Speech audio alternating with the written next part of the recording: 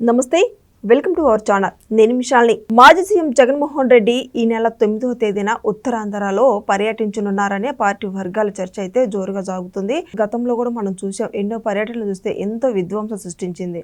అయితే ఈ పర్యటన ఇంకా ఏ విధంగా ఉండబోతుందో అయితే దీని మీద పూర్తిగా విశ్లేషించడానికి మనతో పాటు స్టూడియోలో ఉన్నారు సీనియర్ జర్నలిస్ట్ దుర్గకుమార్ గారు ఉన్నారు. వారిని అడిగి విషయాలని తెలుసుకునే ప్రయత్నం చేద్దాం. నమస్కారం సార్. నమస్తే అమ్మ శాలిని, మన వీక్షకులు. సార్, జగన్మోహన్ రెడ్డి గతంలో మన పర్యటనలు ఎన్నో చేసి మనం చూసాం, ఎంతో విధ్వంసం సృష్టించింది చూసాం. ఈ నెల 9వ తేదీన ఉత్తరాంధ్ర పర్యటనను కొనసాగిస్తామని సమాచారం అయితే వస్తుంది. ఇది ఏ విధంగా ఇంకా ఉండబోతుందంటే ఏం చెప్తారు సార్? ఉత్తరాంధ్ర అంటే జగన్మోహన్ రెడ్డి గారికి మొదటి నుంచి చాలా పెద్ద ఆశ ఉందమ్మా. అవి కొద్దిగా వెనకబడిన ప్రాంతాలు, ఆ ప్రాంతాల్లో ప్రజలు ఈయన పట్ల ఆదరణగా ఉంటారని, తర్వాత వైజాగ్ని రాజధాని చేస్తానని కూడా చెప్పాడు కదా. ఆ విధంగా వైజాగ్ ఉత్తరాంధ్రలో తనకు పెద్ద బలం ఉంటుంది, బాగా ఎక్కువ సీట్లు కూడా మొన్న గెలుస్తానని అనుకున్నాడు. 34 సీట్లు ఉంటే కేవలం 2 సీట్లు మాత్రమే అక్కడ కూడా గెలిచింది. రాయలసీమలో ఎట్లా ఎక్కువ అంచనా వేసుకుని బొక్కబార్లా పడ్డాడు, ఉత్తరాంధ్రలో కూడా బొక్కబార్లా పడ్డాడు. ఉత్తరాంధ్ర నాయకుల్లో కూడా స్తబ్దత వచ్చింది. అసలు వాళ్ళు పార్టీని మనం దీన్ని ముందుకు తీసుకెళ్ళలేము అనే ఒక నిరాశలోకి వెళ్ళిపోయారు, నైరాశ్యంలోకి. తర్వాత ఈయన స్పీకర్ అయ్యన్న పాత్రుడు గారు కూడా అక్కడే నర్సీపట్నం, ఆయన మీద కూడా దాష్టికం చేశాడు. ఆయన ఆ ప్రాంతంలో, ఆ జిల్లాల్లో చాలా ప్రజల్లో మంచి పలుకుబడి ఉన్న వ్యక్తి, సాదాసీదాగా ఉంటాడు, అందరితోనూ కలుస్తాడు. ఆయన దగ్గరికి ఎవరు వెళ్ళినా కూడా కలవచ్చు, మాట్లాడవచ్చు, ఆయన వల్ల అయింది ఏది ఉంటే చేసి పెడతాడు. బోళాశంకరుడు అట్లాంటి వ్యక్తిని కూడా ఆయన వేధించి ఆ ప్రాంత ప్రజలందరూ కూడా ఆయన్ని అరెస్ట్ చేసి అర్ధరాత్రి తీసుకెళ్తుంటే కూడా ప్రతిఘటించారు. అప్పటికే వీళ్ళకి అర్థమైపోయింది, అంటే ఉత్తరాంధ్రలో మనం అనుకున్న పరిస్థితి లేదు అని. రెండోది, ఇప్పుడు ఆయన స్పీకర్గా ఉన్నాడు. ఇప్పుడు ఆ ప్రాంతంలో అశోక్ గజపతిరాజు గారు, వీళ్ళందరిది కూడా ఆ ప్రాంతమే. కిమ్మిడి కళా వెంకటరావు గారు ఉన్నాడు, ప్రతిభా భారతి, వీళ్ళందరూ పవర్ఫుల్ లీడర్స్ ఉన్నారు అక్కడ. సో ఇప్పుడు ఏంటంటే ఈయన కనీసం ఉత్తరాంధ్రలో పర్యటిస్తే అసలు ప్రజల నుంచి స్పందన ఎలా ఉంటుంది, ఒక టెస్ట్. అంటే మనం అసలు ఈ పార్టీని ముందుకు తీసుకెళ్ళగలుగుతామా లేదా అని ఆయన, అదేమి పర్యటన ఇంకా ఖరారు కాల, 9వ తారీఖున పర్యటించేద్దామనే ఒక ఉద్దేశం మీద నిన్న మొన్న తుఫాను కొట్టింది అక్కడ. ఇప్పుడు ఇది కూడా కలిసి వస్తుంది, ఇది అప్పుడు కొంచెం తేరుకుంటాయి. రెండోది ఏంటంటే మళ్ళీ దీనికి ప్రిపరేటరీ మీటింగు, అంటే ఈ పర్యటనని విజయవంతం చేయడానికి 5వ తారీఖున పార్టీ నాయకులతో సమావేశం కూడా పెట్టాలని టెంటేటివ్గా అనుకుంటున్నారు, ఉజ్జాయింపుగా అనుకుంటున్నారు, కానీ ఇంకా పూర్తి స్థాయి ఖరారు అవ్వలేదు. ఒకవేళ కనుక ప్రయత్నిస్తాడు చేయటానికి, ఎందుకంటే కనీసం ఇతర ప్రాంతాల్లో కన్నా ఉత్తరాంధ్రలోకి వెళ్ళటం జగన్మోహన్ రెడ్డి కొంతలో కొంత పర్వాలేదు. ఎందుకంటే ఆయనకి కొంత నమ్మకం ఏంటంటే ఉత్తరాంధ్రలో ప్రజలు నన్ను గౌరవిస్తారు, తన తండ్రి మీద ఉండే అభిమానంతో కానీ అని. తర్వాత వైజాగ్ని రాజధాని అని ప్రతిపాదించాను కదా, ఆ ప్రేమ ఉంటుంది అని అనుకుంటున్నాడు. కానీ అది లేదనేది మొన్న 2024 ఎలక్షన్లో వాళ్ళు ఆశించింది ఏమీ ఈయన చేయలేదు అని తేలిపోయింది. లేకపోతే కనీసం 34 స్థానాల్లో 7-8 అన్నా గెలిచి ఉండాల్సింది కనీస పక్షంగా. 2 స్థానాలకి పరిమితం అయ్యాడు. కాబట్టి ఆయన అటు నుంచి ఒక ప్రయత్నం అయితే చేస్తానికి అవకాశం అయితే ఉంది. తుఫాన్ కూడా కలుపుకుని పనిలో పనిగా వీళ్ళని కూడా పరామర్శించినట్టు ఉంటుంది. తుఫాను ఇంతకుముందు ఎప్పుడు కూడా ఇట్లా వెళ్ళి పరామర్శించడం, మీరు అన్నట్టు వెళ్తే కూడా కిరాయి మోకలను తీసుకెళ్ళి లేనిపోయిన అల్లర్లు అయ్యి ఇంకా అప్రతిష్ట పాలయ్యాడు. ఇప్పుడు అట్ట కాకుండా కొంచెం ఆర్గనైజ్డ్గా, అందుకే 5వ తారీఖున ప్రిపరేటరీ మీటింగ్, అంటే దీనికి ప్రయత్నాలు, అసలు ఈ పర్యటన ఎలా చేయాలి, అల్లరి జరగకుండా ఎలా చూసుకోవాలి, అప్రతిష్ట పాలవ్వకుండా ఎలా చూసుకోవాలి, జనాల్ని ఎలా సమీకరించాలి, సమీకరించే జనంలో కూడా క్రమశిక్షణ ఉండే విధంగా నాయకులు కొంచెం పర్యవేక్షించడం. కారు కింద మొన్న సింగయ్య పడ్డట్టు ఇలాంటివి జరగదు కదా. తర్వాత రాళ్ల దాడి చేయటం మహిళల మీద పొదిలిలో, ఇవన్నీ కూడా చూశాం కదా, అట్లా అన్నమాట.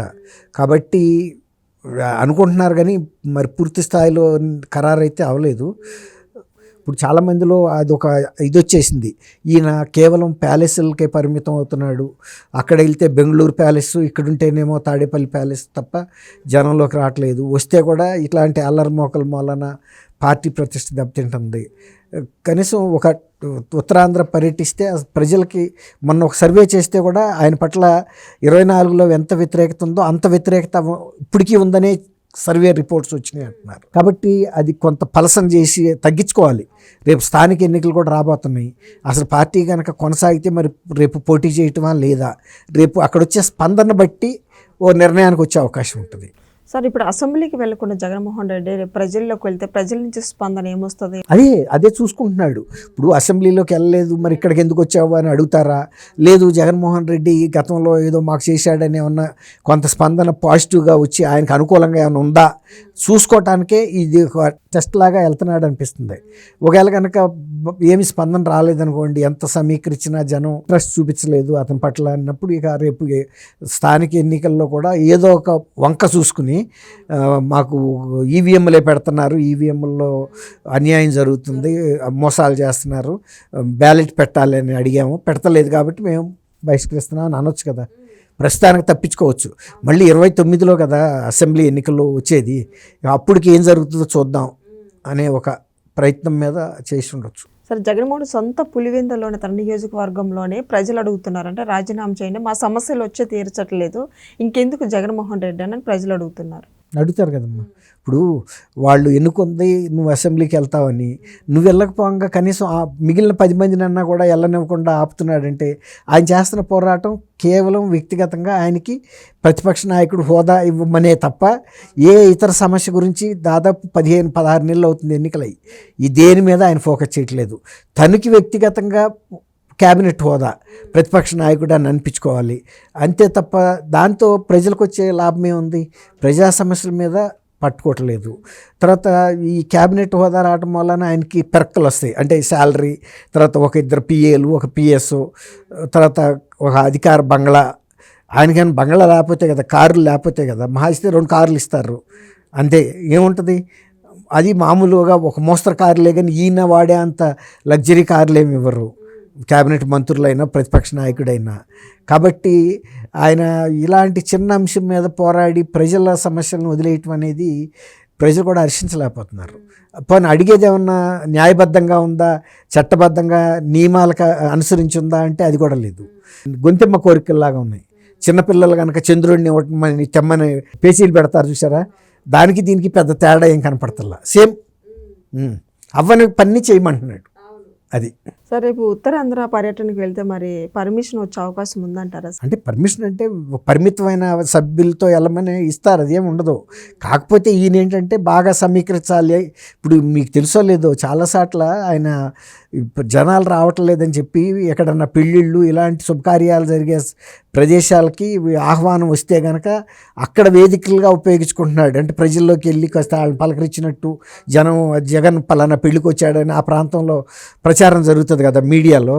అలా పెద్ద కళ్యాణ మండపాలు తీసుకోండి, ఎక్కువ మందిని పిలవండి, యూత్ ఎక్కువ రావాలి, మహిళలు రావాలి, ఎంతమంది ఎవరు రావాలో కూడా వీళ్ళే చెబుతున్నారు. అట్లా కూడా ఆయన ఉపయోగించుకుంటున్నాడు. కాబట్టి ఇప్పుడు రేపు ఇక్కడ కూడా అదే ప్రయత్నం చేస్తాడు. యూత్ని ఆకర్షించే కొంతమందికి అప్పచెబుతాడు, మహిళల సమీకరణ కొంతమందికి అప్పచెబుతాడు, అట్లా రైతుల సమీకరణ, రకరకాల వర్గాలని వాళ్ళలో కొంత పలుకుబడి సంపాదించాలి. Thank you sir. Thank you అమ్మ శాలిని, మన వీక్ష.